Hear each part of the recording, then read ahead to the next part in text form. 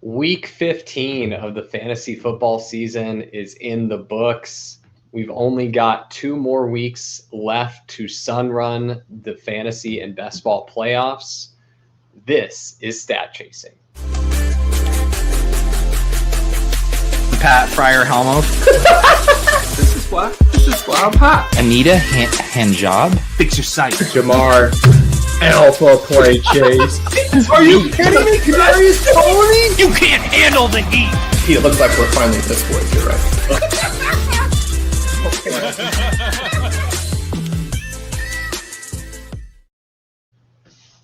Good to have you back, Drico. I was definitely missing you on the solo stream last week. We're only going to get your dulcet tones, though. We won't get treated with your smiling face tonight. Unfortunately, I'm traveling. I'm in a hotel in McAllen, lovely McAllen, Texas. I'm just on my laptop. I for the life of me, I cannot figure out why my camera won't work. It worked when I tested it on Zoom beforehand, but it does not work on StreamYard right now. Oh, that was a different reason than you gave me behind the scenes. You told me you were doing this stream ass naked and there was nothing that could you to put on for this one because you were just over the moon about how our I don't want people to know how much I'm jerking off to Trey McBride. I don't blame you. He definitely carried a couple FFPC teams through for us.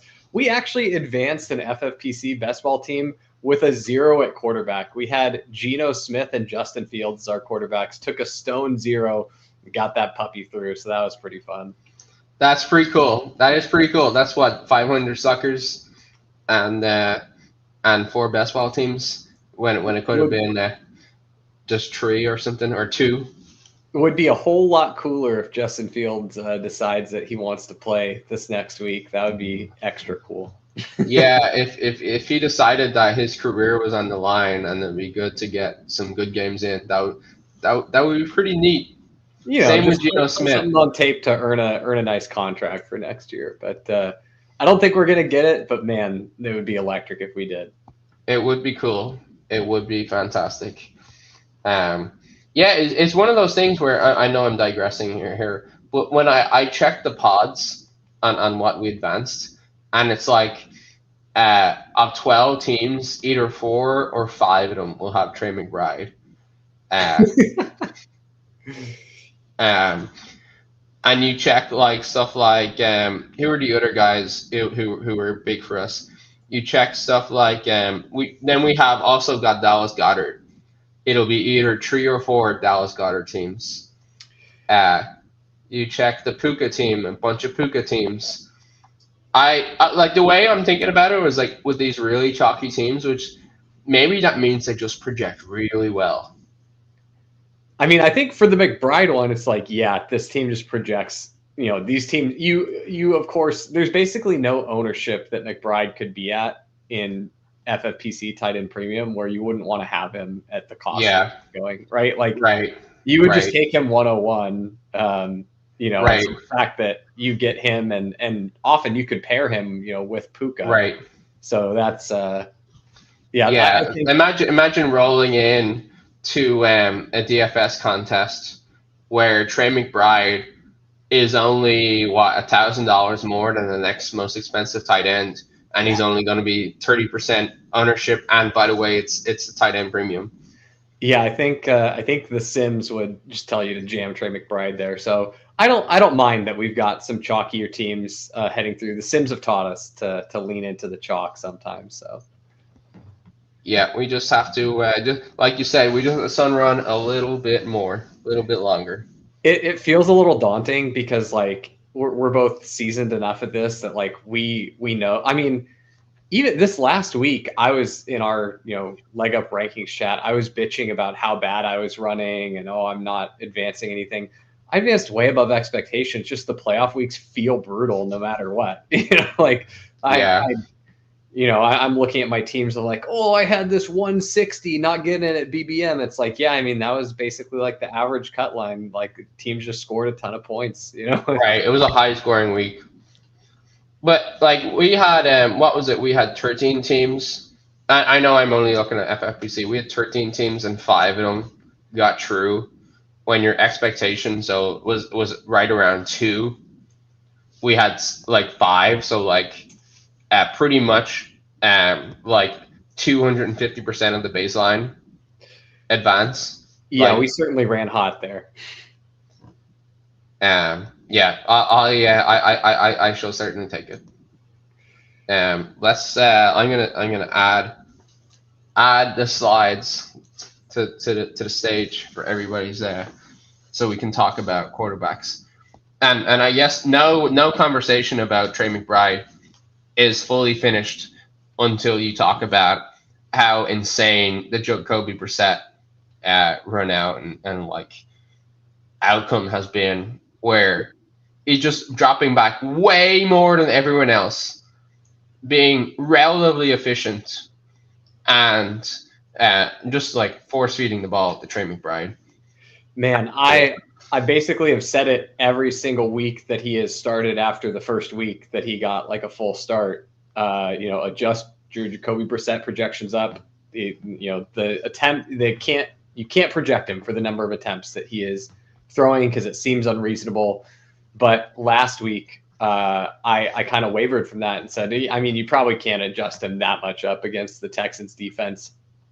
And when I was playing DFS on Sunday, I went in and I still bumped him up just a touch, not like I usually do. I think he was projected pretty low. He was like in the maybe 14 or 15 point range, if I remember correctly.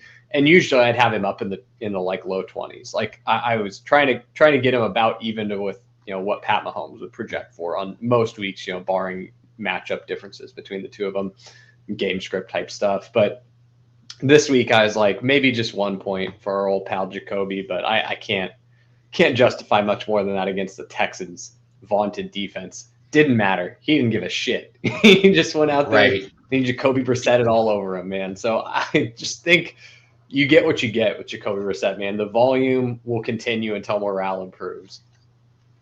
And what's kind of crazy is I remember listening to Adam Levitan and Evan Silva podcast where they were talking about Jacoby Brissett, and like it's not just you saying it. They literally said on the podcast, we can't adjust Jacoby Brissett for what actually will happen. Like there's not like if you make a projection and you have to make reasonable assumptions. You can't stick in Jacoby Brissett's actual dropback count. Like it's like we don't know how to build Jacoby Brissett's anymore. We've forgotten how to do it in our projection model. Yeah, he's a fun one, definitely, to close out the season. The thing that I actually think is the most interesting wrinkle with Jacoby Brissett is like, can Marvin Harrison stay away for the rest of the season so Michael Wilson can just still be an awesome piece? I would really appreciate that because I have Michael Wilson on. He's on at least one, if not both, of my 555 teams that are surviving. So it'd be pretty cool to get some more Michael Wilson points here to close the season out. Yeah, and what's weird is he's actually not playing that well. Like his efficiency is fine. But if you look at some of his advanced stats, like he's at 2.7% big time throw rate, 3% turnover worthy play. You typically want the big time throw rate to be higher than the turnover worthy plays. Even like not good players are usually higher. His pressure to sack rate is 17.5%. Like he's taken 31 sacks this year. Like that's a pretty high amount. So it's kind of like he hasn't played that well, but he's been kind of like the steady as she goes veteran guy who can handle a bunch of volume, and we thank him for that. Yeah, yep. He's been much better for fantasy than Kyler Murray, or Kyler. Actually, I believe that Kyler had better EPA numbers than Jacoby. Correct me if I'm just making that up, but I'm pretty sure that's the case. And I think a big chunk of that is that Kyler was able to deliver some of these like bigger plays, more impactful plays where it's going to just generate it's certain A, and Kyler can run for it, yeah. Whereas Jacoby is not doing that a high amount of the time. Yeah, And a lot of Brissett's stuff is just like he's more consistent on the success rate stuff. He's not generating huge EPA. He's just got a good success rate. I like this comment here from Chad Candles where he's like the Apollo space program, and Trey McBride is like the pocket held calculator that we get from the show. But man. Happy to move on from Jacoby Brissett discourse. Yeah, the next guys I had notes on, they're both quarterbacks that I have been they've been victims of. You've been harsh on them. Yeah. They've fallen under much scrutiny from us on this program. The first one is a guy that I need to give flowers to because he played a legitimately good game. I think best game of his career, and that's Bo Nix. Played against a really tough Packers defense who did have Micah Parsons for the vast majority of the game before he leaves with a really unfortunate ACL tear. But Bo Nix looked good the whole game. My big criticism of Bo Nix this season has been, guy's horrifically inconsistent, basically like a non-factor at the quarterback position almost the entire game, and then turns it on for a handful of plays, 2, 3, 4 plays a game. Most of the time it's in the fourth quarter when they really need them. So you could argue, oh, well, he's clutch when it matters, but oftentimes it's like you didn't need to get yourself into this position in the first place. The game could have been won, multiple quarters ago. But this game, he's solid pretty much all the way throughout. He kind of put the offense on his back on this one. He had 34 attempts, like with 350 odd air yards, 4 touchdowns, no interceptions. Like that's pretty phenomenal. He had a lot of very strong, like intermediate passing too. It wasn't like this all, short dink and dunk. Right. It's not like he had yards. 2 50-yard bombs that like exaggerates the numbers. It was a lot of intermediate stuff. Yeah, a lot of intermediate outside the numbers type passing, those are hard throws to make, and he was doing them very well. I had a note explicitly on the Lil Jordan Humphrey TD. It was just like pretty perfect ball placement. It's a place where only his receiver can get it. I mean, big ass Lil Jordan Humphrey does lend himself to that, but it was a great ball. Like it was very, very nice. And then he also had there were 2 passes to Sutton where the timing was just like, he was very aware. He knew what he had on that play, what the defense was giving him. And the timing was exactly when he needed to get the ball out. It was a very easy, made it look like a very simple pitch and catch to Cortland Sutton, wide open. Just felt like he played this game really well. I had heard some people talking about that this is basically, if you look at how the Broncos schedule shook out, where they had that international game and then they come back and play without the bye in between, because most teams get their bye in between the international game, and the Broncos actually turned that down when they were getting the schedules made. The Broncos said, no, we don't want to bye after the international game. And so then they get their bye later in the season and basically have a 20-day stretch where they only play 1 game. And the people I was listening to were saying that, that gave them a lot of time for self-scouting, and Sean Payton, is a coach with the, level of experience where he can really take advantage. You give Sean Payton 20 days and he's only got to prepare for 1 game. Like that's a lot of time to tighten up some other stuff, where you could improve that for the good of the team going forward. And I think we're starting to see the dividends of that with Bo Nix in particular, because he's looking a lot better, and against a very, very strong opponent. So I think this Denver team could be the real deal in the playoffs, and they're falling quite a bit now in playoff basketball drafts because they're now the favorite to get the bye. So they're a pretty interesting one. I really, really like the way that teams like the Broncos shake out for playoff basketball, because I would say Sutton is like the clear wide receiver that you'd prefer to have, but after him, you really could kind of mix and match like Troy Franklin or Pat Bryant, Evan Ingram, even a Marvin Mims, or even like a Lil Jordan Humphrey. Like all of those guys are kind of on the table, and they all go late enough that you can really push that and make sure that you have the foundation you need to advance your team from round 1 first before you start throwing all these bye pieces in. and then you can just sprinkle Broncos in, and that's basically your Super Bowl bet that you're making it at low cost. So pretty into that as a concept right now for playoff best ball. The other thing, and just to reinforce this a little bit more, so obviously he had the phenomenal game. He saw 16 pressures on his 33 dropbacks, and he didn't get sacked once. I don't think he even got hit. No, he didn't even get hit. And then the other thing is, if you look at his full season numbers, so his yards per attempt are honestly a little bit weak, but he's had a 5% big time throw rate, a 3% turnover worthy play, which is honestly not great. But he's been, I guess that the point would be that he's been dealing all year, that he's been making these big time throws, and his pressure to sack rate is only 9.5% on the year. So I think it's fair to say that he actually is having a pretty good season. It's debatable how much of that is Sean Payton kind of coaching him so well, and it's easily arguable that that's what is driving his strong play statistically. But I guess my counter to that kind of argument in the lens of playoff best ball is that Sean Payton will still be there in a month's time. Yeah, the last quarterback I had a note on here is another guy who I think had the best game of his career, although the bar was much, much lower for this quarterback. That's J.J. McCarthy.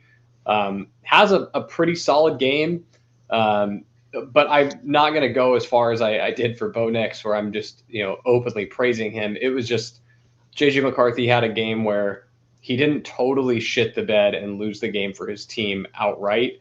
I mean, there were still some terrible balls in this where he has zero touch on any of his passes still.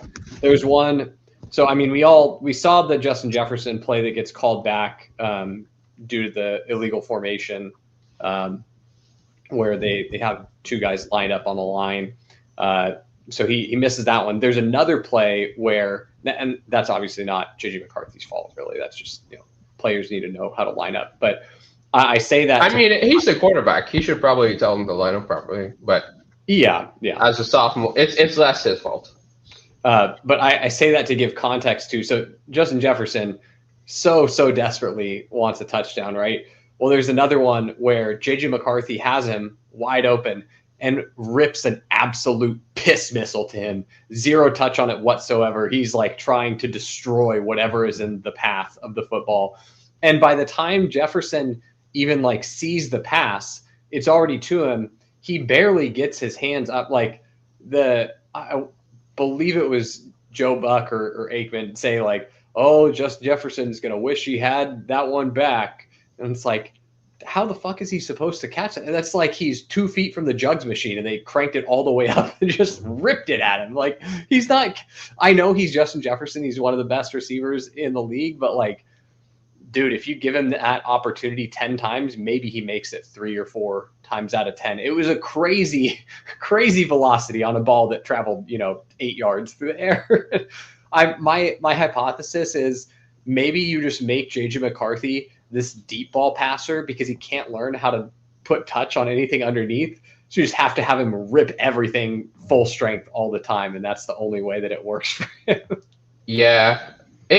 Some of that is probably just being a younger guy who needs some of his youthful exuberance tamed down a little bit. But yeah, it was a good game for him. But I agree with you where even with the good game where he had the strong performance and some good plays, it's still pretty clear he has limitations, and those limitations will be exposed again. But still, I mean, it's you're saying where that context was a month ago, we were talking about how the coaches were saying, hey, it'd be great to see him set his feet properly and put the ball on target when he has a clean pocket and his first read is open. That sure would be nice. So in that context, obviously good to see that he has a pulse. Yeah, we're making baby steps there.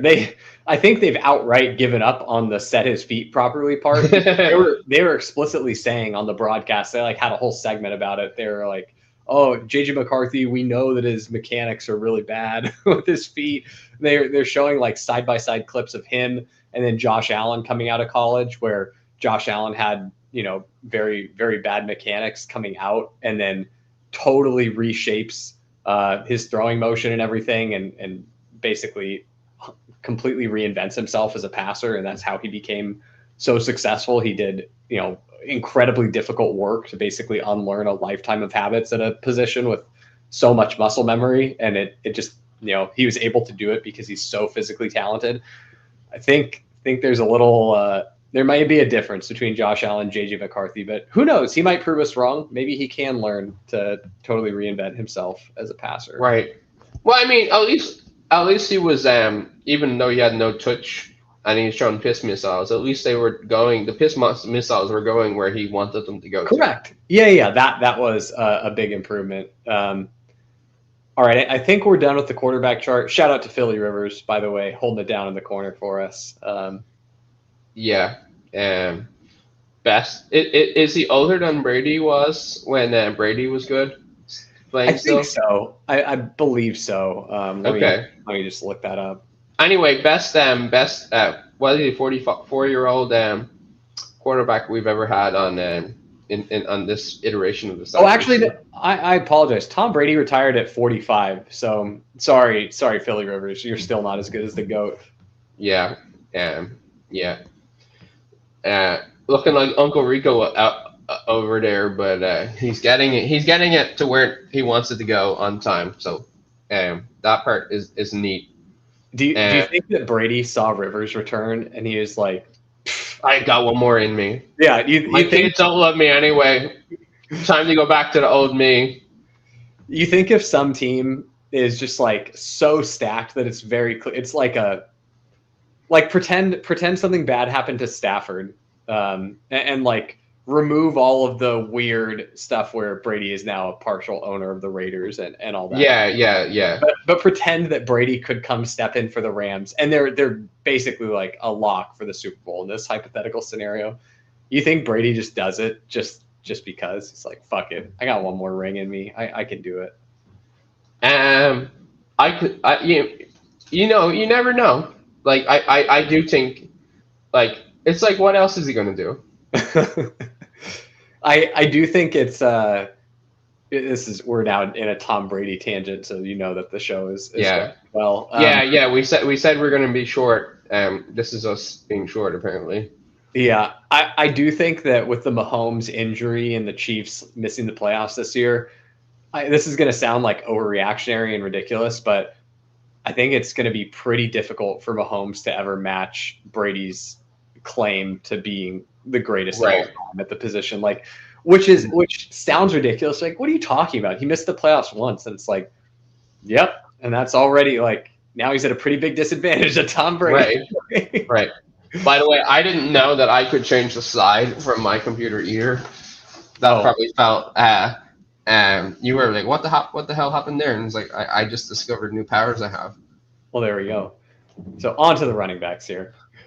Yeah, on to the running backs. And I guess in the lens of the postseason to regular best ball, this is one of the ones where I guess Bijan was a top round pick, who obviously put up a big score, but it felt like a lot more of a shakeup than the other positions, where we had massive Etienne score, we had a massive Henderson score.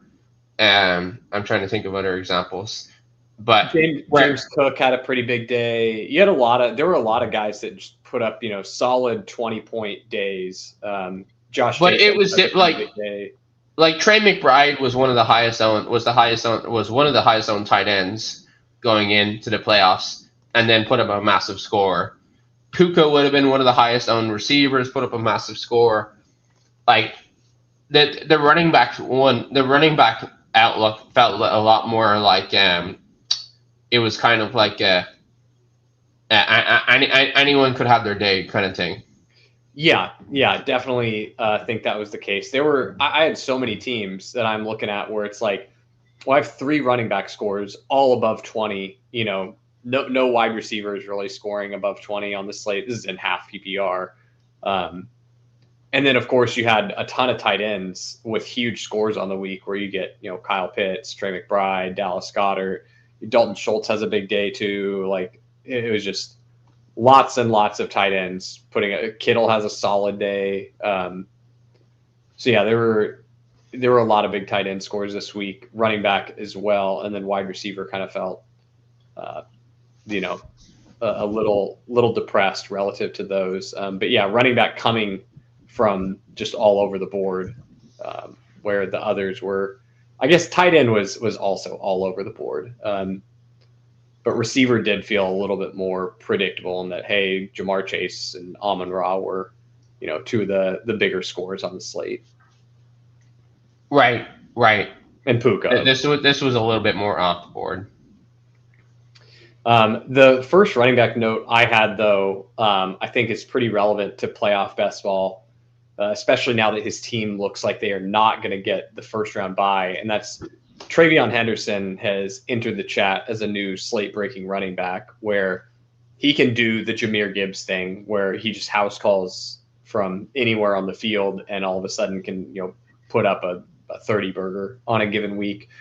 And when you get into these condensed, playoff best ball weeks where, there's only a handful of games, having that slate-breaking ability, especially with what the running back position can look like when you get down into the conference or the divisional round, and all of a sudden there's really not that many more running backs going, and a big score can separate in a pretty major way there. So I think TreVeyon Henderson's pretty interesting. The only reason I would hold short of calling him the best pick in the second round for playoff best ball right now is just it depends on how much you believe in the Patriots, right? Like the Sims don't think he's the best pick in the second round. They think he's a good pick. He works nicely with a lot of, there's just a lot of NFC picks that go in the first round. So you end up with Puka or JSN or Saquon, right? And all of those are pretty strong picks where you can end up pairing them with TreVeyon Henderson and be really happy to get either their quarterback coming back later or Drake May in the third round. And so that feels pretty good. And then the other first round picks are okay, Josh Allen and James Cook make up 2 of them. And then Christian McCaffrey's the other one. And so it's you've got Bills, which is one AFC team.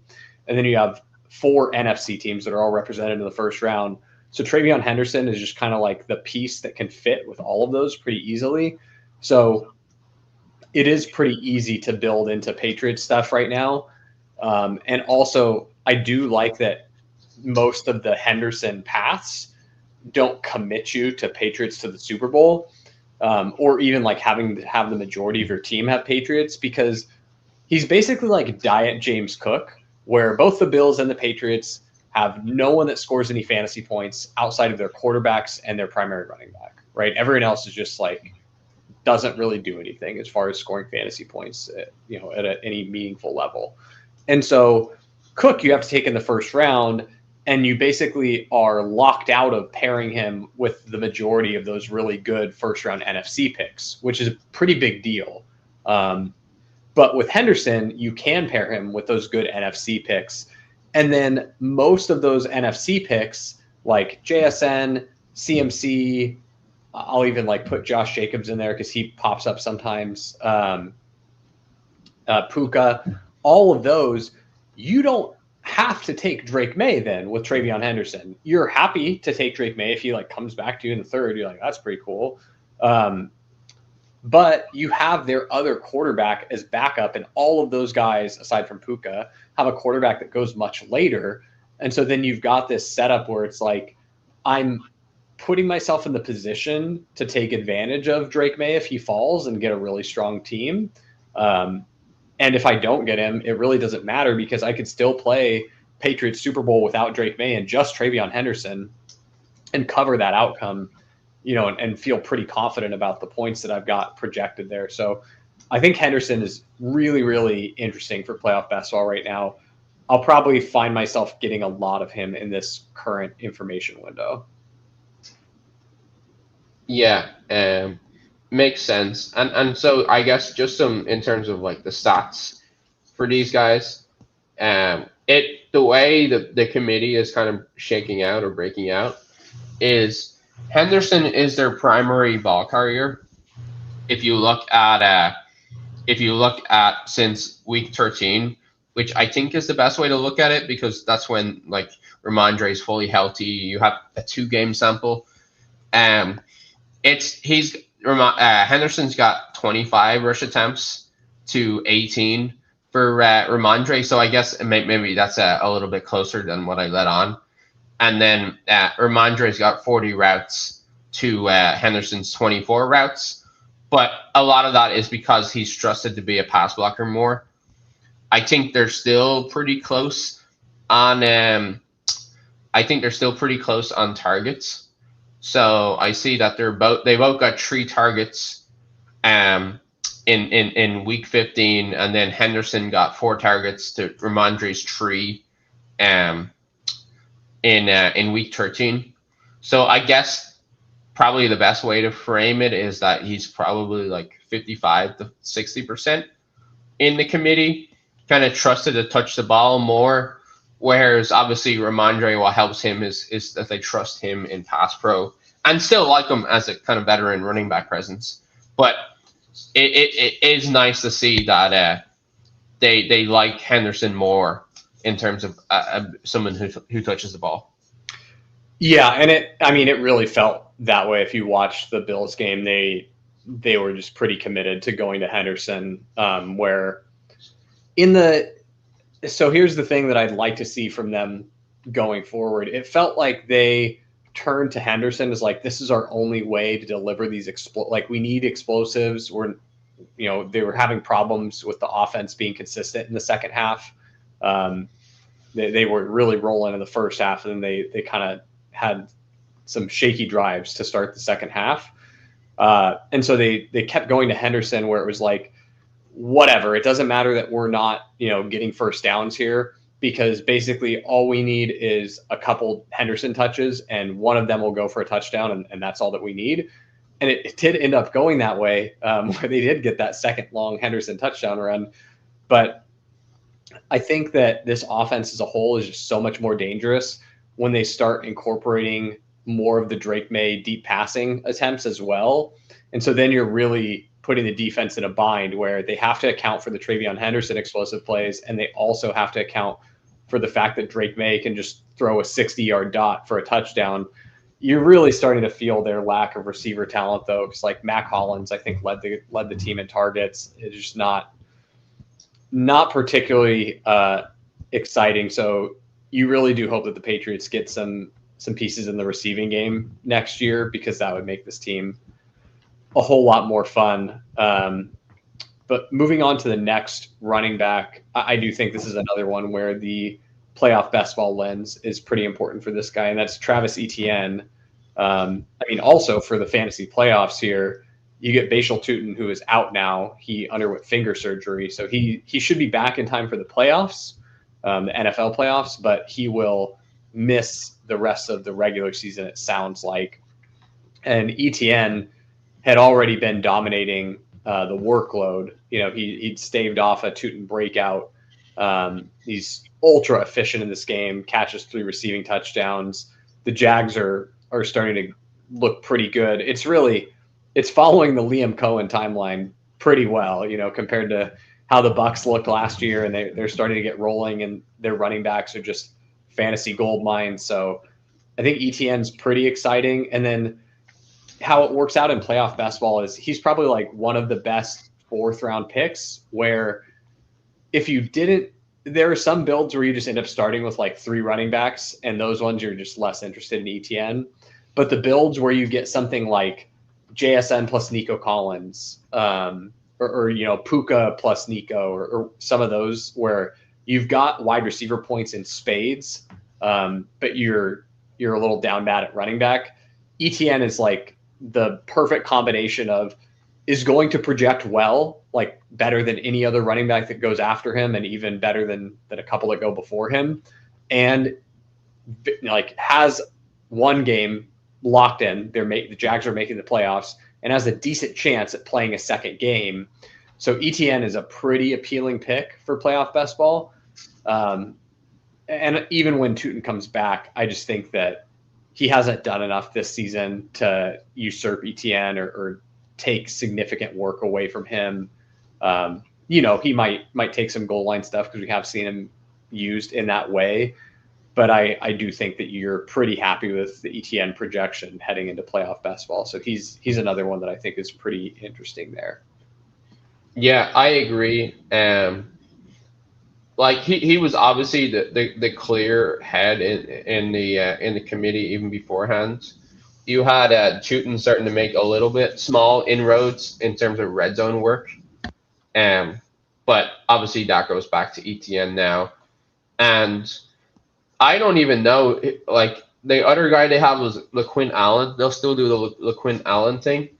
I don't even know who else they have at running back, who can even give Etienne a breather. No, yeah, I think he's pretty secure in his role. There's no one really coming for it. Tuten was the biggest. DJ Dallas, yeah. And I feel like he's like a backup to LaQuinn Allen. Yeah. So pretty. I don't have any add other than that. Like I don't want to like bore people with like actual stats. I'm more trying to provide a summary. All right. This one is just a short one, not going to be relevant for playoff basketball because this player's team is eliminated. But Tony Pollard, who right next to Etienne on the snaps and usage chart here. But Drico, what if Tony Pollard is the guy you need? He's had back-to-back 100-yard games. It's also coincidentally the best that Cam Ward has looked all season. Pollard also multiple breakaway runs in both games and multiple missed tackles forced. And he gets the Saints in week 17. So what if Tony Pollard is the guy you need?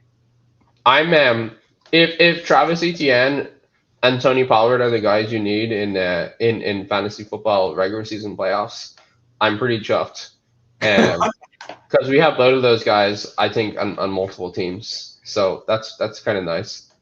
Yeah, I definitely have some Pollard advancing. I think I probably have Etienne just by the nature of how big it's so funny that what you call it, like I hated Tony Pollard, absolutely hated him. Like you made me take him, but I don't think you made me take him like that often. So like he's not on that many of my teams, and so it's funny that like I have two teams where I'm like, come on, Tony Pollard. Well, and also it bore out the way that you were scared of, where it was like, yeah, Tony Pollard is Tony Pollard and he's getting lots of work, but the team is terrible, so the work isn't really all that valuable. Then there was the brief period where Spears comes back, but you know what? If you're listening to Stat Chasing here on December 16th, 15 weeks into the regular season, I have a little bit of alpha for you next year, and that is you do not have to pretend that Tajay Spears is going to do anything in the NFL. Don't worry about it. Like, I know that some of the underlying metrics look really good, and you can tell yourself all kinds of wonderful, fanciful tales about Tajay Spears, but don't worry. Like, he can't hurt you. He's a good gadget player, I think. Yeah. Yes, but like, think of Tajay Spears in the like, almost like the Tyler Beatty role. It's like, do you really want Tyler Beatty for fantasy football? No, not particularly. He's going to be annoying to you because you might have the running back that he is taking valuable points away from, but he's not like. And we've seen Tajay Spears, to be perfectly fair to him, in last season, we saw Tajay Spears when he got a full workload. Basically, like, his contingent upside does exist, but Tajay Spears is, at least number one, I think very replaceable in that his contingent upside and roles the number two is not even secure, where you could easily have a new running back come in, whether it's from free agency or the draft, or even someone who's already on the roster where they decide that they like Kalel Mullings better, or they like Julius Chestnut, or whatever other creative character pops up and leapfrogs him and is more useful to them in a larger role. And that's not to say that Tajay Spears just goes to absolutely nothing, but that he gets more. I think he's good at what he does, where he's like kind of like a smaller back. Like he's 5'10", 200 pounds, so he's not that small. But they've never trusted him, usually not trust him with a high volume. But he's a good player. Like he had 2 missed tackles forced as well. No, yeah, the peripherals are good on Tajay Spears. That's the thing. Like you cannot make an earnest argument that like Tajay Spears is terrible. It's that what Tajay Spears does isn't particularly great for fantasy football because they won't give him a huge amount of work. And I do think that you're in danger of that role becoming even more specialized, where he is sick at what he does. It's like almost the Keaton Mitchell role. Like there's room for the role to decrease even more to the Keaton Mitchell role because they decide that they really like having a big banger. They're like Tony Pollard's the primary guy, and then you've got this short yardage back, and then it's Tajay Spears who comes in and does some passing game stuff for us. Yeah, he's their main receiver. And they do give him they give him some change of pace stuff at carrying the ball, and like he's really good at that. I think probably the thing that hurts him the most is that they're just not a good passing team. So Cam Ward probably directly hurts Spears the most. Is probably the fairest way to put it. But like I think he has a moat in that like he's kind of like maybe he's not. I think Tyler Beatty is maybe unfair. Maybe he's Justice Hill. Yeah, Justice Hill's probably a better comp. I think Tyler Beatty would be a fair comp if it wasn't the fact that it's a Sean Payton offense where he just like adds another guy in for reasons, you know. But yeah, Justice Hill, I think reasonable comp. So Tajay Spears to me is like this is a guy where the contingent upside and the receiving role is like cool enough if you're giving it to me in the 17th or 18th round. But I will not be fooled by it again next year. And I also I will consider it in the way that it harms the primary back, but not really beyond that. Like Tony Pollard to me, it's a prove it thing where you're not paying for some chance that he breaks out and takes hold of the role.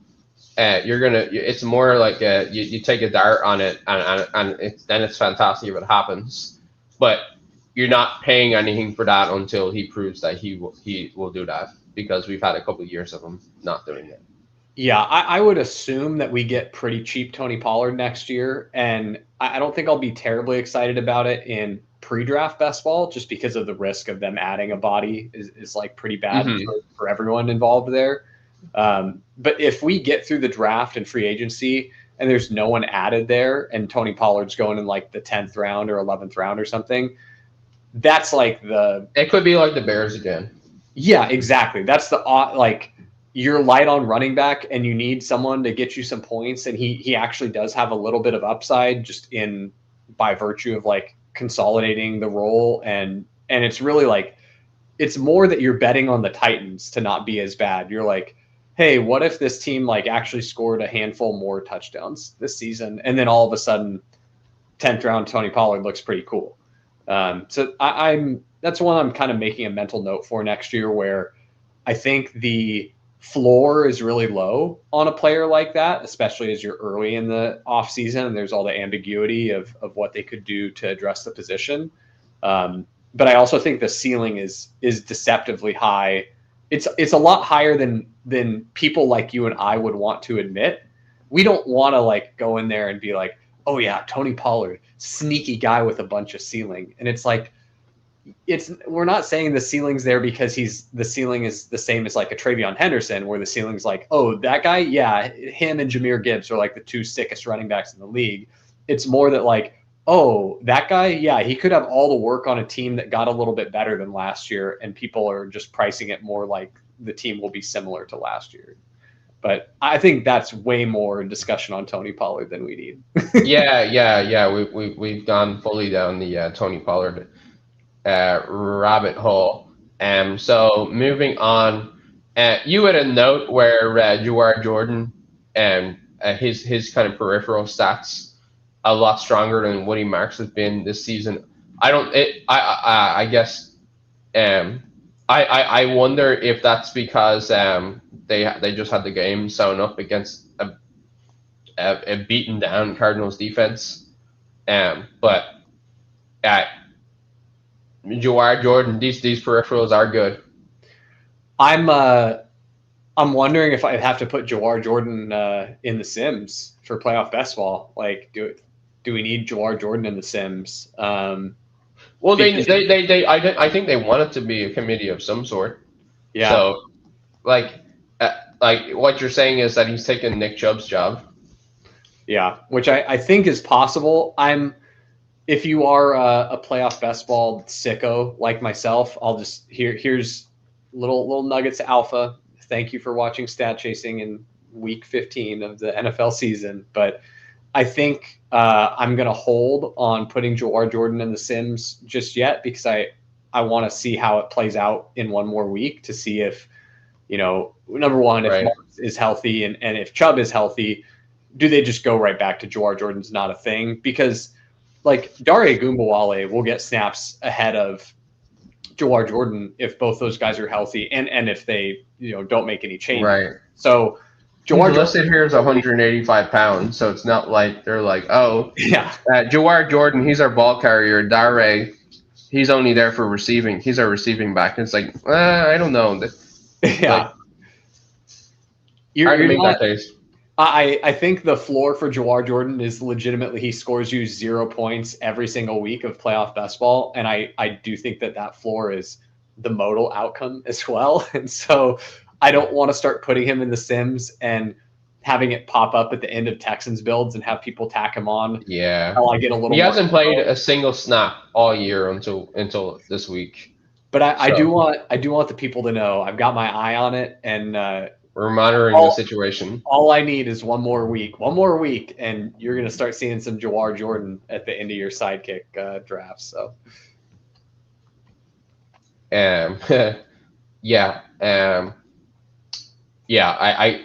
he's only played in week 15, but if the Texans have seen enough, hopefully they give us a clear indication of that. But let us move on from the running backs here, and I don't see anybody here we need to spend time on, and talk about tight ends, where I guess we told people, we tried to tell you how strong the peripheral Kyle Pitts stats were. We didn't expect a 50 burger, but we did indicate the strong usage, and he did deliver a 50 burger. Man, I'm looking through our historical short show notes for this season, and I'm just going to read mentions of Kyle Pitts in here. How many times? And the weeks as well, because I think it wasn't just the last month. I think no. On September 16th, you said Kyle Pitts routes and target monster. I also on September 16th said Kyle Pitts strong usage as a note for us to talk about in the show. On November 4th said Kyle Pitts is kind of decent for fantasy, solid pick at cost for best ball. Then we've got last week, the 9th, where it said you could do worse than Kyle Pitts. And boy, you could do worse than Kyle Pitts last game. So, and I know it's kind of funny because neither of us, if you gave us truth serum and put a gun to our head, like I think neither of us truly believed in this was going to be the Kyle Pitts year, even though we were saying, hey, the usage is really strong here, and it kind of goes to show like sometimes even if a player isn't that sexy, if the usage is strong and the game script hits, those guys can put up huge ceilings. I think to me that's kind of the takeaway of like sometimes you hold your nose, especially when it's weak, when it's you've gotten this consistent strong signal on usage all year. It's like maybe you should believe it. Yeah, absolutely. And the the takeaway for season long, like I think that's really actionable and season long because just like we looked at, we were kind of banging the drum like, hey, the Kyle Pitts usage is pretty good the whole year. And there was a week where in my home league, keeper league, I have Harold Fannin, who I drafted for $1. And in our league, the keeper cost goes up by 10% every year. So it's like, I can't drop Harold Fannin. Harold Fannin will be on my roster forever. So I was really trying to avoid carrying another tight end, even in weeks where Fannin wasn't scoring as well. Like the breakout was already happening. It's like, just let me get through this. You can pry this guy from my cold dead hands. Right. But there was a week where I really needed a win, and Kyle Pitts was sitting out there on waivers, and so I picked him up and started Kyle Pitts for a week, and he was fine. I think he barely outscored Fannin, so it didn't really do a ton for me that week. But he was just someone where it's very actionable, where if you're just paying attention to this kind of stuff, and that's basically the whole point of stat chasing, is that we can help you identify stuff like this, and we do try our hardest for that. But it's just paying attention to the underlying usage and being able to spot opportunities like this, where it's like, hey, this guy that everyone has decided to leave for dead, he's out there sitting on waivers in home leagues, like you could actually play this guy. I think the takeaway for how to apply something like this to season-long best ball and more like coming into how do you project a full season of chaos is really to make sure that you're considering the contingent upside in every situation, and that contingent upside is not just a one player type of stat. It's not a model with just one feature where the feature is, hey, is player X good, therefore contingent upside high. Like the competition around him and the overall environment of the team is also pretty important to going into what a guy's contingent upside could look like. Where with, you've got the Falcons, where coming into the season, you've got the Mooney injury. Mooney, not particularly good for the vast majority of his career outside of, one spike season in Chicago. And then he has the kind of resurgence last year. And then you have Drake London. And outside of those guys, it's like a whole bunch of nothing. And so the contingent. And I don't know about you, but I was a pretty big Darnell Mooney skeptic. So it's kind of like, should I have been able to open my third eye and said, hey, I think Darnell Mooney is bad. If something were to happen to Drake London, how good could it be for Kyle Pitts, especially at this cost? And it's like you make the argument like that, and some of that is hindsight, but I did think Darnell Mooney was bad. And obviously, Drake London can get hurt just like anyone else. So I can make a strong case that like, hey, I should have been able to see this. I should have been able to consider this. Yeah, I definitely think it's something where, for example, I think Dallas Goedert's a pretty strong, he's just a good thought experiment to work through, where he's on an offense with such a concentrated target tree, where if A.J. Brown or if Devonta Smith goes down, Dallas Goedert could be in line for a major increase. Probably not to the extent that you could see Pitts elevate to with London going out, because Pitts then has a chance to be the best target option on the team, where Goedert probably is never the best without two injuries.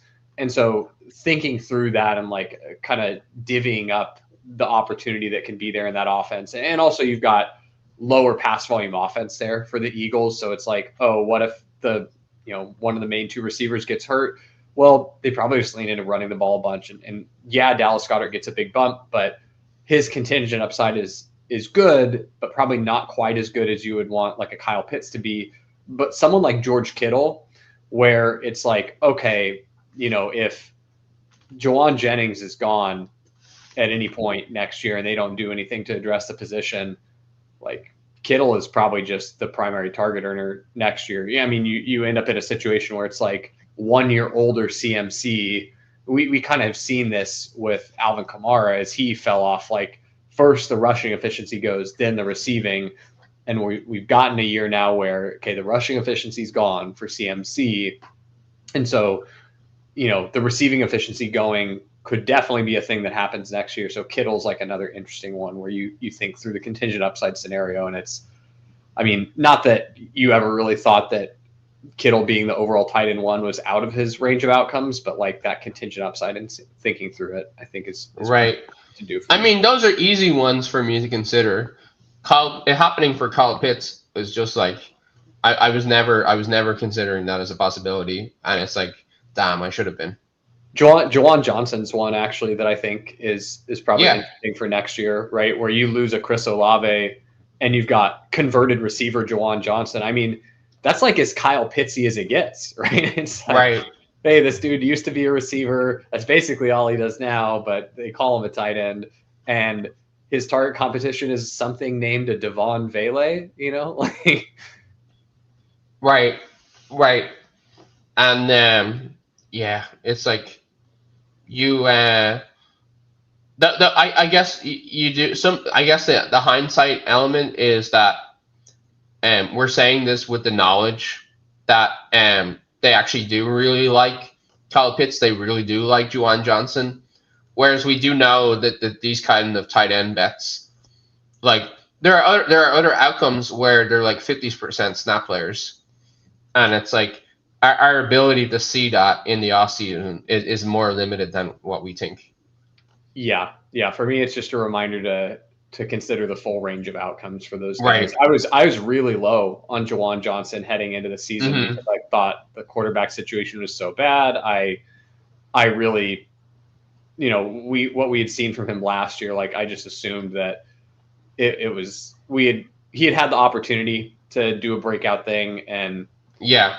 it just didn't get there, so it just wasn't going to happen. But I think keeping more of an open mind on that and understanding like the ebbs and flows and chaos of an NFL season and the situations that might present themselves to a player, where if they have that like baseline requisite talent that Kyle Pitts has, they can get there for these big outcomes.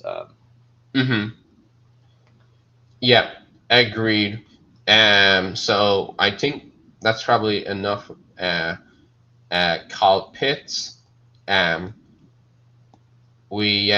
next note is McBride, the 101 in tight end premium next year. I think that he's probably, I don't know. It's like obviously if you could project McBride next year the way you get to project him now, like obviously he is, but it's like the situation that's creating this is obviously super fragile. Like, where do they bring Jacoby Brissett back next year? Is Jacoby Brissett able to do what he's doing now?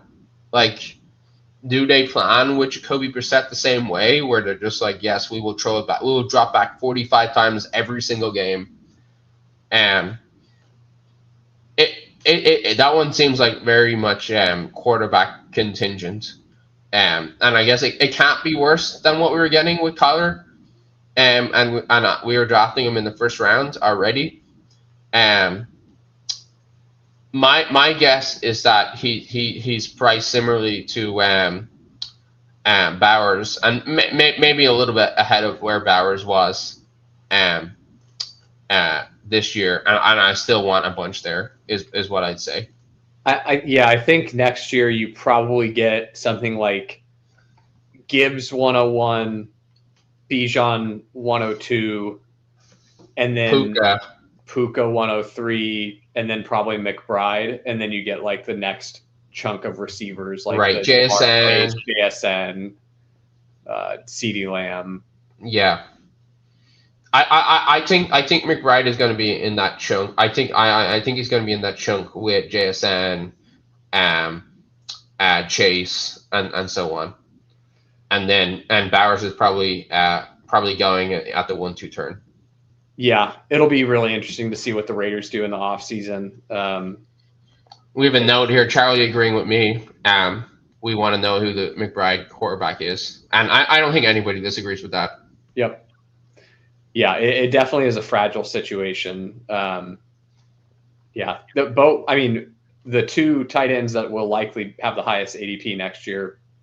Right.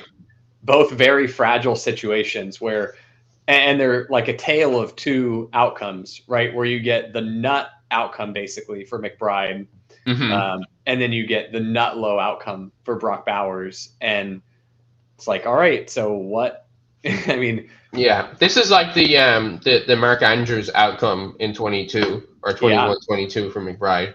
yep. It are very similar to it, and a very negative outcome for Bowers. But The we real will value is Harold Fannin in the 5th round. Yeah, I hope to God they let him get Fannin in the 5th round. Yeah, if I was gonna say if we get Fannin in the 5th round, do we have 100% Harold Fannin exposure? Probably. I think we do. We probably do. Anybody else here? I mean, I guess Tyler Warren and Loveland, they'll probably be the next guys up. Yeah. Maybe with Kittle, and I please God, Travis Kelce's retired. Man, Travis Kelce was kind of a good pick where he went. He was for sure. He was for sure. And then who else would you have? You probably have Jake Ferguson. You'll get Jake Ferguson going way too high again. Yeah, where it's going to be like the snip snap. He has a good year, he goes too high. He has a bad year, he goes too low. But happy to move on from tight end. Again, don't need to spend too much time on backups here. No, don't need to spend. I love that Dalton Kincaid is 3rd from the bottom on the chart. Right. It's kind of like, let me go back so people can see it here, where like he's on the field to get the ball, but he's not on the field very often. Yeah. No, they've been using a lot more Knox lately. I think a lot of Knox. And who's the other guy? Dawson Haas. Yeah. Man, is he on here? I don't imagine so. Imagine he was on the starter chart. Oh my God. No, you know what I mean, you're on a gal brain, get into some FFPC playoff contest stuff right now. Dalton Kincaid could be the thermonuclear mega nuts. I mean, I'm talking like generational wealth opportunity because you play Bills in just like either Bills in a loss or Bills for 2 games where Josh Allen just is not optimal at quarterback, and there's no one else on the Bills that scores any points. Like it's James Cook, sure, but you know, it's very easy to imagine outcomes where Josh Allen soaks up all the points in the first game, you know, and then the second game they're down so much they can't really run, and it's just Josh Allen in the air. But Dalton Kincaid is like, I feel like a big part of this is Dalton Kincaid's so banged up right now that they're like, God, we can't really, like, you're literally our best pass catcher. We can't actually put you out on the field and get you more injured because we fucking need you. Like, we need you so bad.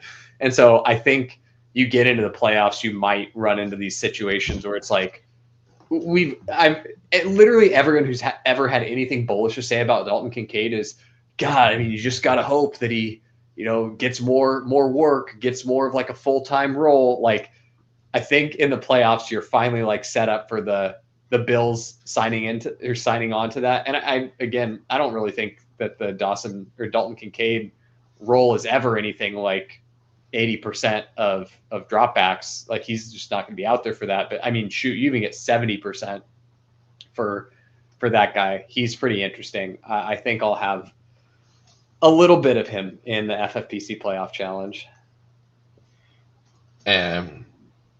Good nugget. Just because we haven't talked about Fannin enough, in the last 2 weeks he's had a 90% route share, 30% targets per run, 180 air yards between the last 2 weeks, and 24 targets. Seems pretty good. Yeah, I think he is the best receiver on the Browns, and I don't think it's close. No, and apparently neither do the Browns. No, yeah, it's. Oh my God, man, we're gonna have so much Harold Fannin next year. I'm already excited. Hopefully we get paid off on him this year. Yeah.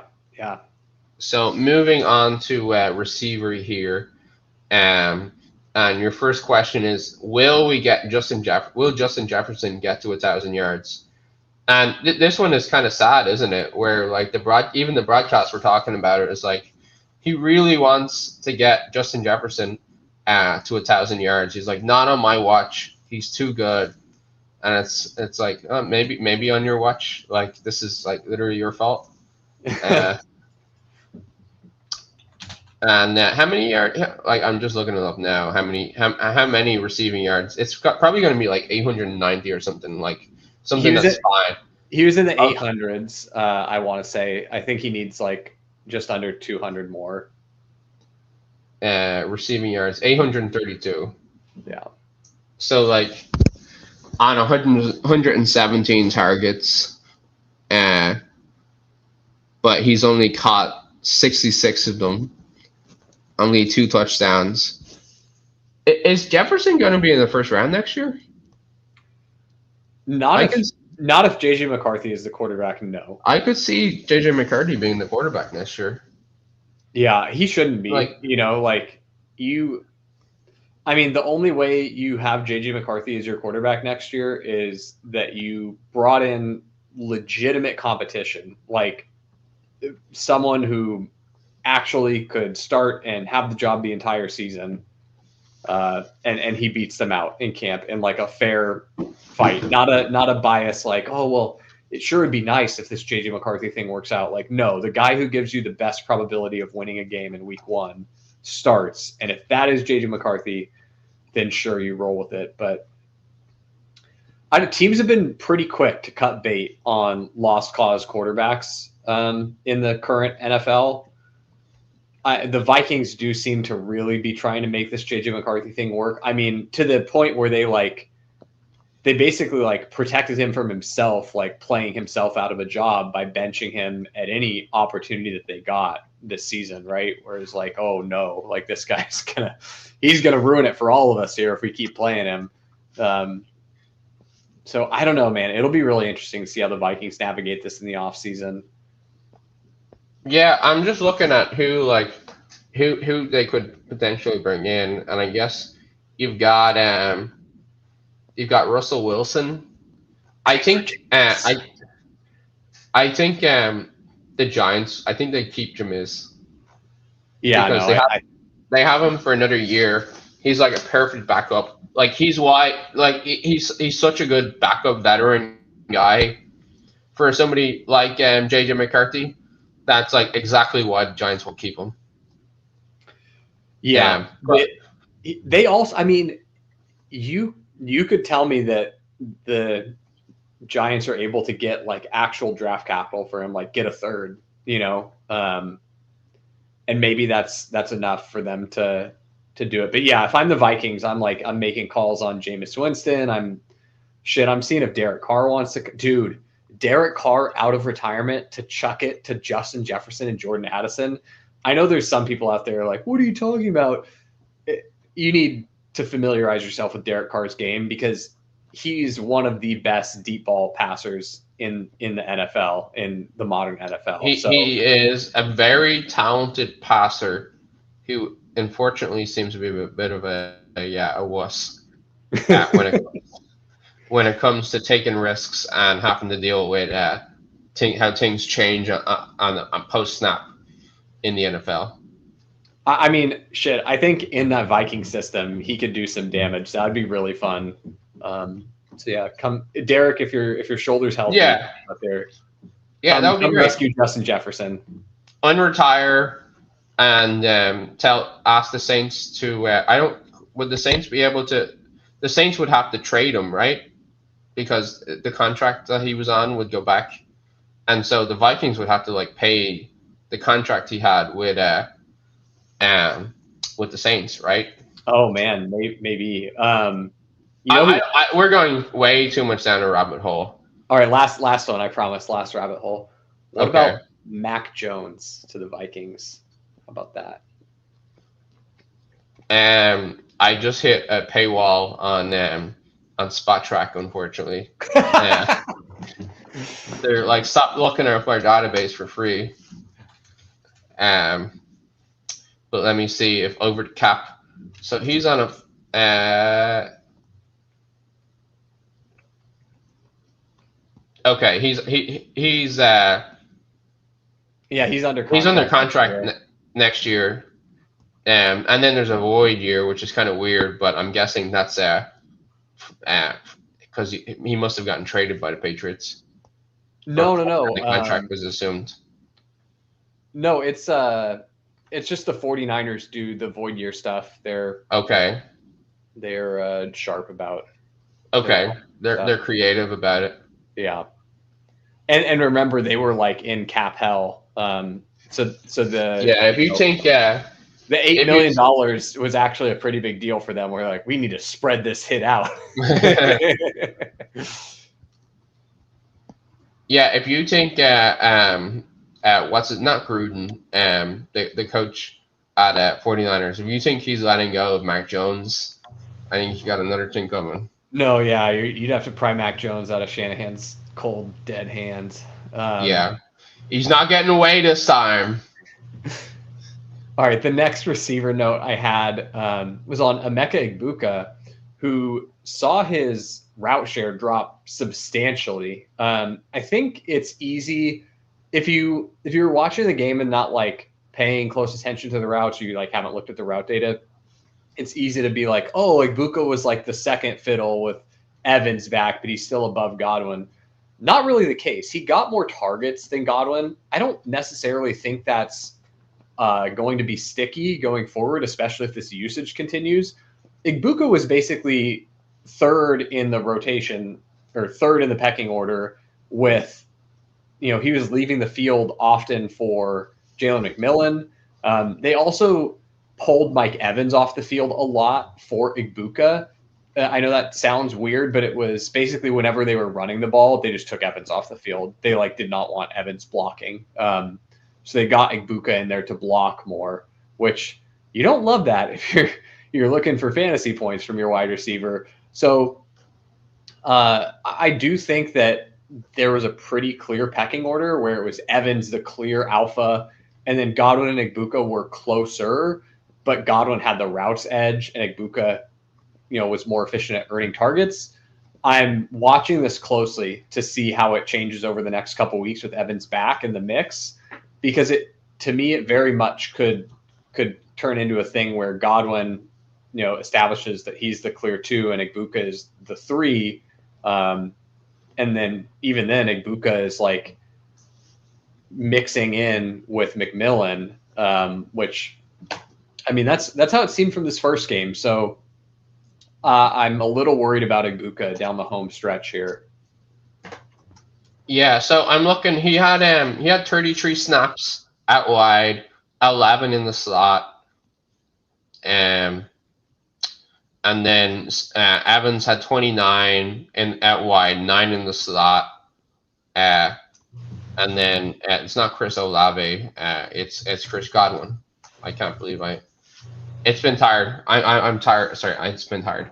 It's been a long day. And then Godwin, he's gotten 36. He got 36 in the slot, and was it at 28 out wide. So,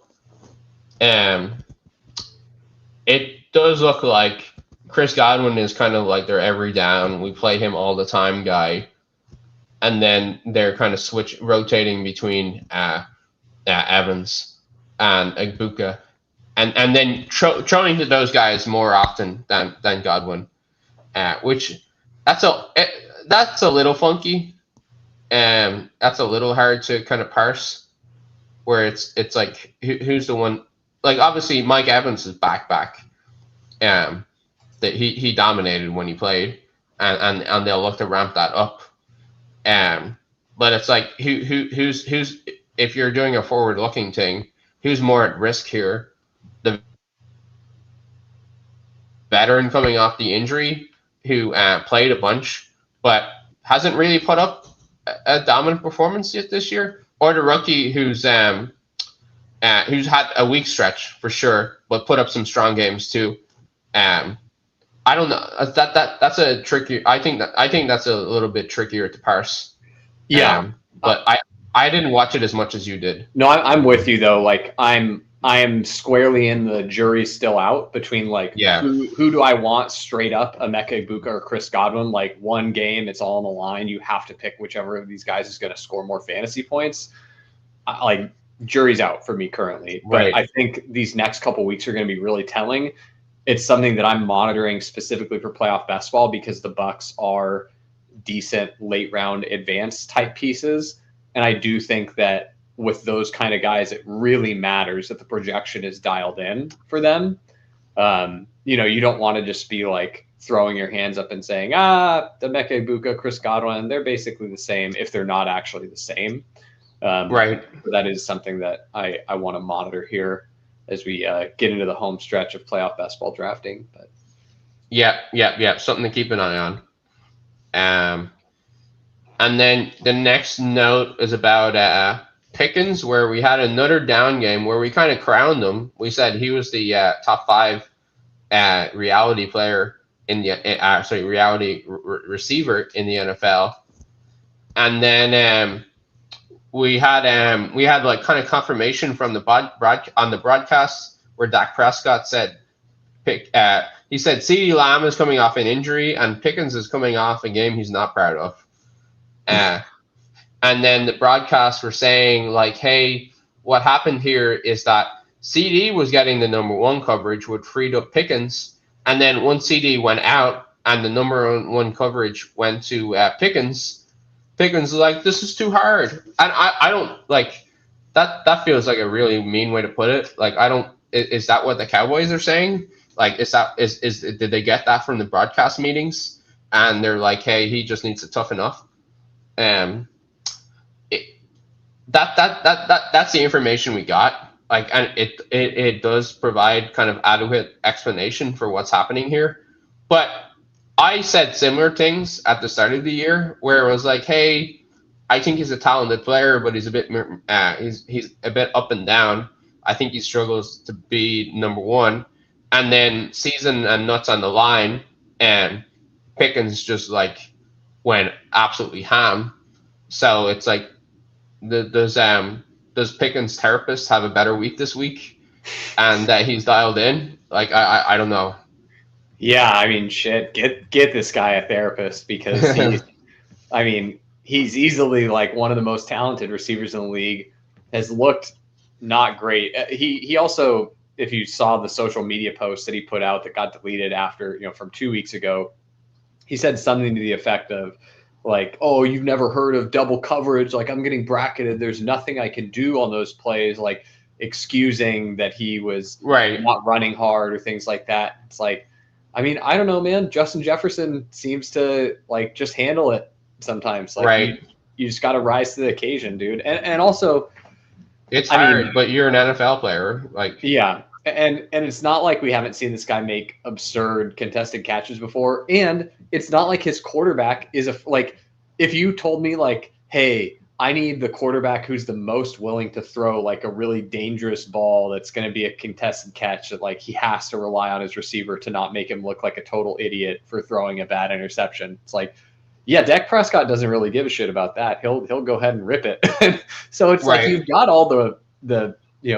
ingredients for the recipe here, but George Pickens, it hasn't been good, man. I don't want to, because of how volatile he is, I don't want to be like, oh yeah, he's phoned it in for the rest of the season. Like, he just as easily could come out the next week and decide that he really cares and he wants to try hard and redeem himself. Like, so his agent gets on the phone and is like, hey dude, you got some damage control to do. Yeah. I mean, you want to talk about like generational wealth opportunities. If George Pickens is going to come in like low owned or he's like starts projecting for less in DFS, I haven't looked at. We have a bunch of them on our 5 teams left, so we be printing.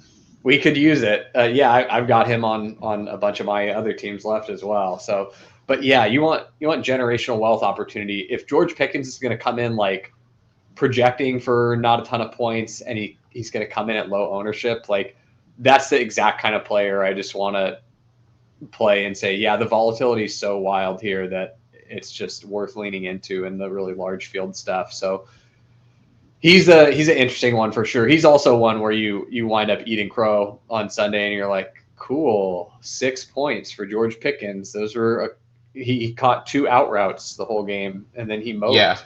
Neato. So yeah, you could definitely find yourself touching the hot stove with George Pickens again. A guy that I refused to touch the hot stove with, though, in the draft season, and it was looking great all the way up until Dan Campbell took over play calling, was Jameson Williams, who just has been cramming it down our throats at the back half of the season here.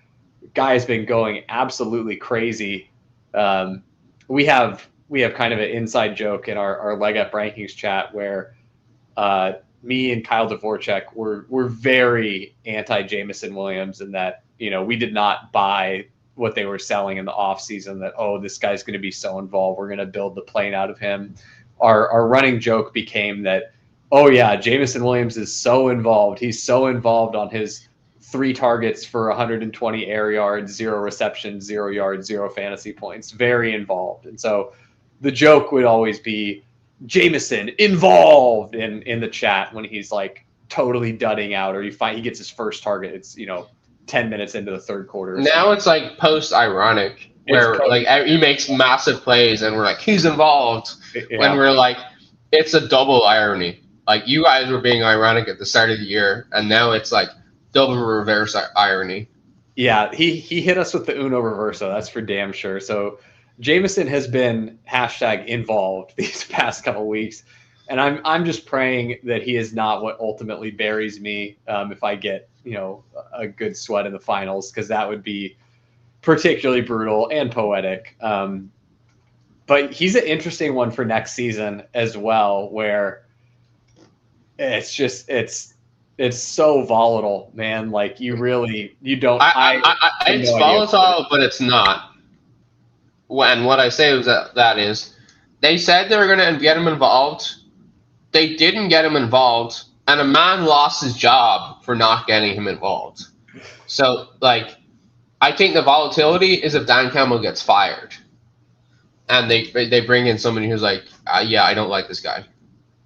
Like, and it's kind of, to me, it's kind of paying dividends, where like he's rewarding the additional usage with production, and it's not at the expense of Amon-Ra, where Amon-Ra also had a monster game. They both have monster games against a phenomenal Rams defense that shut everybody down. I don't know. I think if I'm trying to be objective, I think it's not volatile. I think like, obviously you'd be cost conscious. I don't know if I don't think you take them in the second round.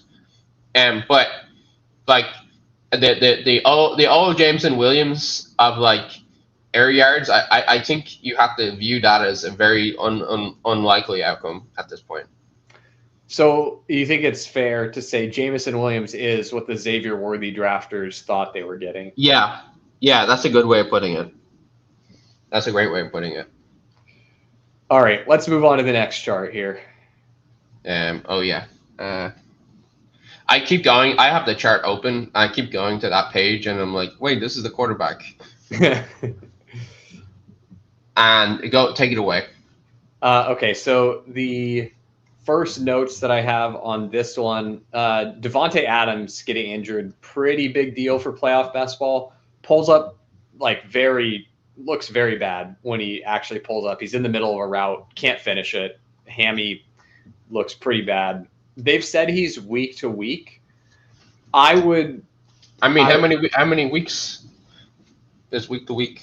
Yeah, right. I mean, I think the kind of median outcome for hamstring is like 4 weeks, right? Like, for a grade 2, it's 4 to 8. Yeah, one that's bad. And we think this is a re-aggravation of a prior injury, which makes it probabilistically that it's a most likely that's a grade 2. So you do that math where it's like, hey, we're like 80% sure it's a grade 2, and the median is what? The range is 4 to 8. So it's kind of like there's a very good chance you're looking at like maybe 5 to 6 if they're trying to rush him back. Yeah, I mean, so he's on the injury report last week with a hamstring injury, and then aggravated the injury. If you made me pick one specific outcome, I would say that if the Rams somehow miss, getting the 1 seed, they don't get the bye, I think Adams misses round 1 of the playoffs. I think if the Rams get the bye, he's probably out there. I don't think, even if he's not 100%, I think he's just going. It would have to be really bad for him to not play in the divisional round. So right, he wants to play this week on Thursday, and they're like, dude, no, you're not. Yeah. So like, obviously, dude wants to play very badly. And maybe the aggravation is still at a grade 1, and they're being smart with him, and they get the bye and they play the divisional round, and like he's fully 100% by then. But I don't know, that's not been the Rams' form. Like obviously they screwed up the Puka injury last year with rushing him back, but I hope that it's just a grade 1 that they're being smart with. Yeah, the next note I had is also on a fellow injured guy, and that's Christian Watson, who we were chatting about the injury as we saw it happen. We were all thinking like, well, he's done for the season. It sure looked like a collarbone to me. The other hypotheses that we passed around in the rankings chat were, AC joint sprain. Sounds like it was pretty minor though, and he may be good to go. Back for this next week, which is a pretty phenomenal outcome for a guy. You're happy for someone like that where he battles back from a really bad injury last season, comes back ahead of schedule, is playing lights out. Like when you think of it from the perspective of Christian Watson, the person, where like this guy's literally playing for generational wealth right here. Like there is a fork in the road where it's like you wash out after your rookie contract because you just can't get healthy and you can't stay in the league, and all the money you have is like, enough to live a decent life. Probably don't have to work anymore, or maybe you work, some small time job here or there, versus like gen wealth for your entire family. Like no one in your family has to work if you get that second contract, and he's definitely on his way to that outcome. So I'm super happy for him that it seems to not be as serious an injury. He's been kind of a good dip to buy in playoff best ball here. Where do we want to talk about the Packers receiving stuff, like kind of more generally? Yeah. I think that's like a good conversation. So I'm just gonna pull up the route share for all of these guys, and I'm just gonna look at last week. So Bo Melton 7%, Donovan Wicks 46%. We've got Golden 41%, Dobbs 72%. I'm not going to put too much on Watson here because of the injury. He had 41%. And then motherfucking Jaden Reed with 67%. I don't know how much of that is also the Christian Watson injury, but I guess he had 65% in week 14. So I guess it's 3 guys that you care about in Watson, Dobbs, and Reed, and the rest of the guys, I don't know. Are you putting those extra guys, tacking them on for Packers Super Bowl run, or is that in the case of don't play for a Super Bowl min cash? No. The Sims do seem to like Matthew Golden. Do you play Matthew Golden? They do throw him on. What the Sims really like is you get the best pieces on some AFC team, like you get James Cook, and then no other Bills, and you draft every other Packer, or you get like TreVeyon Henderson and Drake May, and then all the Packers. Right. And I guess the argument here is if the Packers are in the Super Bowl, then it's not like they have a Puka or like a JSN where they're in the Super Bowl, so therefore you need this player. It could be any of these guys, so it's kind of fine to build them all up. Yeah, it's so much easier for even like a Dontavion Wicks to outscore Jaden Reed in a single week than it is for, say, a Cooper Kupp to outscore a JSN in a single week, or or Jordan Whittington. Exactly. Yeah. So Yeah, the Packers are a fun one like that, where the Sims do like stacking all of them, and it is because it's just relatively flat there at receiver compared to other teams, and where you still have a preference. You'd probably prefer Christian Watson the most, and then Jaden Reed the second most, and then Dobbs the third. But it's like the gradient between those guys is, subtle. You're talking enough. about 70% red shares versus 45%, and like another team, a 45% guy is like, why do you bother? But when the top guy is 70, it's kind of like it's not close, but it's close enough. Yeah, close enough that anything could happen in a single game. At a high enough. The variance plays in. Yeah, like and there's no way you're ever going to bet like Jordan Whittington to outscore Puka. It's just like the projection difference is just so different. It's so different. You're talking about 2 points versus 25. Yeah. Where I'm exaggerating, but you get the idea. Whereas here you're talking about 4 versus 10 probably.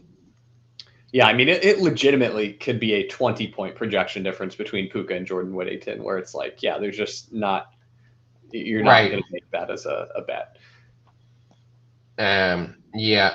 Appreciate you going down that No, I think that was some good insight. I think we can move on to the final chart. The last note I had on this one is, I don't think, particularly relevant, and we've taken plenty of time. Yeah. Let's move on. The people don't need Jalen Waddle discussion. So you kind of you had a note here that Diggs is overvalued in playoff best ball. So he's name brand Patriots receiver, and you want Aldi brand Patriots receiver is what I'm going to guess. Yeah, it's kind of like the Packers thing, and the Sims actually like the Patriots in this way as well, where the Patriots receivers are all basically like one micro tier up from like what Bills receivers. There's like Khalil Shakir, and then all the guys after Khalil Shakir, like, whoa, why would you ever put Tyrell Shavers or Gabe Davis or Keon Coleman or any Brandon Cooks? Like, none of those should show up on your roster, right? Where the Patriots guys are more in line with like, hey, they're like a little bit worse than Khalil Shakir. Like Steph Diggs is like kind of Khalil Shakir-ish, and then everyone else is like a little bit worse than that. Where like a Mac Hollins is better than a Dontavion Wicks, but not by a ton. And so you get this dynamic where with the Bills, you basically don't draft any of their players other than Josh Allen, and you really shouldn't draft Josh Allen at cost. He's a terrible pick. But James Cook, we're pretty into at his cost. And then you can mix in Khalil Shakir when you already have a Bill, but otherwise you're really not particularly interested in Shakir. And then for the Patriots, it's like, yeah, you can go that way where you just take Drake May and TreVeyon Henderson, and you don't really need pass catchers if you have an NFC team with wide receiver points. Like you do them with the Seahawks or something. Like you're probably feeling okay because you got JSN in there. You don't need a ton of Patriots receivers. But if you do it with a team where they don't have a ton of fantasy points at the receiver position, the Sims will treat the Patriots kind of like they treat the Packers, where it's like, all right, all the guys that are reasonable, like Mac Hollins, Booty, Hunter Henry, Steph Diggs, like, shit, give me all 4 of those guys, and we'll just see how it shakes out. Where does Diggs go in playoff best ball? Goes in like the 4th round, usually. Holy moly. Yeah. So we're talking about a guy who's like a 60%, consistently 60% red share, who is looking at like 3 to 4 targets a game. He is a serious dog versus the field of other Patriots receivers to lead the receiver category in targets. I get that Kayshon Boutte is a bit of a routes loser, where he runs a bunch of routes and then isn't always getting targeted. And then Mac Hollins is having a moment, and like, how long can that last? But Diggs just does not separate himself from these guys at all. Like, whereas like Watson has separated himself from Dontavion Wicks. Diggs, no, he has not. Yeah, your thesis could be that, hey, when it's the playoffs and it's on the line, they'll up his route share a little bit. They're just saving him because he's old. But you kind of prefer for your guys to not have to be saved because they're old. Like, right. I mean, they wanted that game. That was kind of like not quite a playoff game, but not too far from it last week. It was a big game for them. Like the bye would go a long way for that team to get one more week to get Campbell healthy and to get Milton Williams healthy. Like, that's a pretty big deal. And so the fact that, that was what we got from Steph Diggs in that game, I think is pretty telling. And so he is a little bit overvalued. Like, I think he's probably should be more of like pretty. He got 13 air yards. Yeah, he should be really more in line with like where Hunter Henry goes. I think Hunter Henry is significantly more valuable. Yeah, so he's one where I'll often push him when I'm doing Patriot stuff because I don't think I'm losing out on that much. Yeah, I'm going further than you, but I think I made my point. Yeah. So next guy we have a note on is Troy Franklin back? And then you're kind of, is it because Bryant was out, or is it just Sean Payton is hard to predict? And then we also have a note about little Jordan Humphrey, but we can get to that. Just it kind of all links together. Yeah, I'm not sure how to parse the Troy Franklin thing, man, because they sure seemed like they were going away from him in favor of Pat Bryant. And then, you get Pat Bryant out for the game, Troy Franklin pretty involved. But I don't really... and they put little Jordan Humphrey in the Pat Bryant role, I think. Right. And so he does the Pat Bryant thing. And then Troy Franklin only a 62% route rate. So I think you say, so he was at 40% before, and then 67%. So I think you say that the Troy Franklin demotion is sticky. Like, it's not a volatile input volatility situation here, that where he was given a promotion, they made him the number one receiver on the team, he fucked it up, and now he's back to being on the periphery. And even being on the periphery, he had a great game. And that, a large part of that was probably Bo Nix's great game.